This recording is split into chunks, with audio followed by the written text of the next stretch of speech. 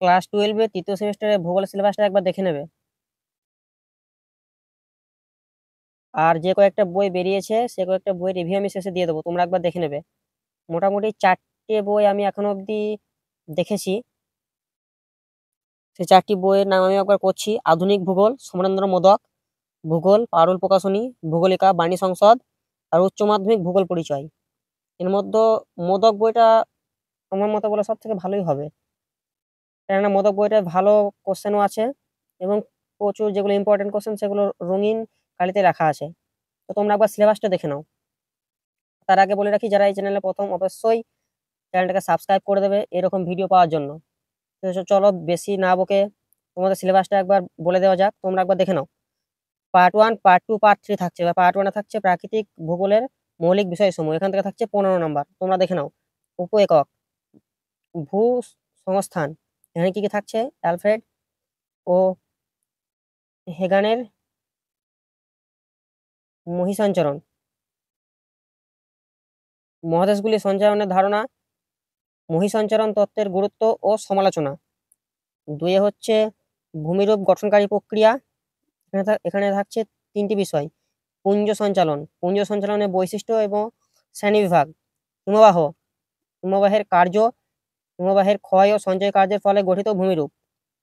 3 number হচ্ছে ভৌমজলের কার্য ভূমিরূপ, ভৌমজলের ক্ষয় বহন ও সঞ্চয় কার্য প্রক্রিয়া, ভৌমজলের কার্যের ফলে সৃষ্ট কাস্ট ভূমিরূপ।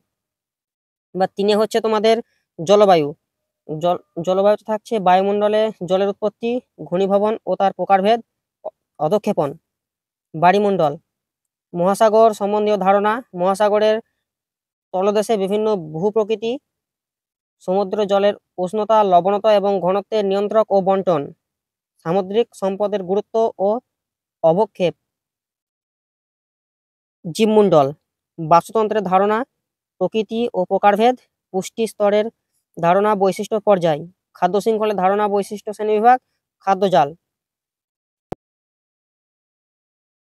মানবীয় ভূগোলের মৌলিক বিষয়, এখান থেকে থাকছে 12 নম্বর, পার্ট বি। এখানে থাকছে 2টো উপ একক: জনসংখ্যা আর জনবসতি। জনসংখ্যায় থাকছে জনমিতির ধারণা, জনঘনত্ব, বিশ্বব্যাপী জনসংখ্যার বন্টন, জনসংখ্যা বৃদ্ধি।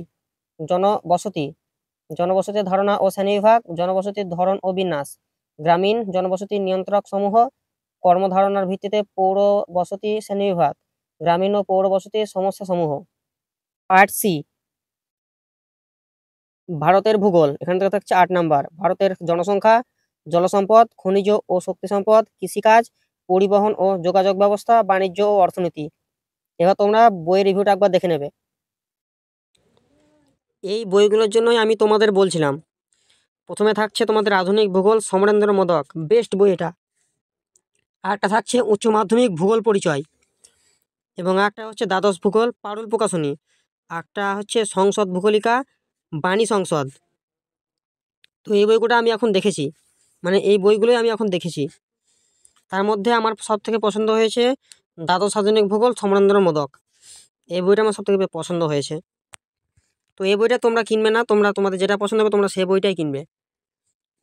তো আজকে এই ভিডিওটা আমি এখানে শেষ করছি। অবশ্যই একটা সাবস্ক্রাইব করে দেবে। ভালো থাকবে বন্ধুরা, ধন্যবাদ।